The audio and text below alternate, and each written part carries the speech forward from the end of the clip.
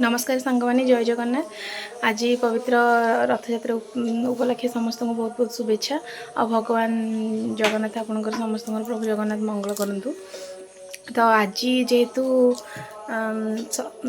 माने पुरी रे तो रथयात्रा हुए किंतु सब गाँव रे एमती पिला माने छोट छोट पिला माने करंती। तो आम गाँव रे सब वर्ष एमती हुए।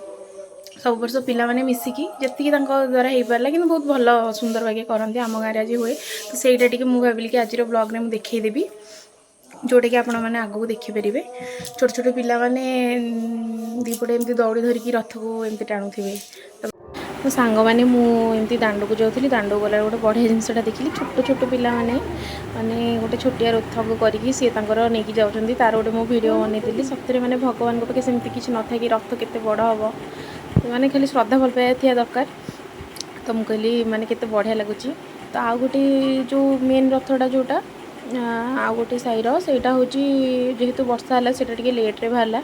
तो यही पिला माने जो नहीं जाते मत बहुत बढ़िया लगे से गोटे भिड बनईदेली सी बोधे से पिला माने तैयारी कर गोटे रथटे और 4-5 जन पिला बढ़िया लगुला। किंतु किसी समय पर रथ आसीगला महाप्रभु बहुत सुंदर भाव में सज होते।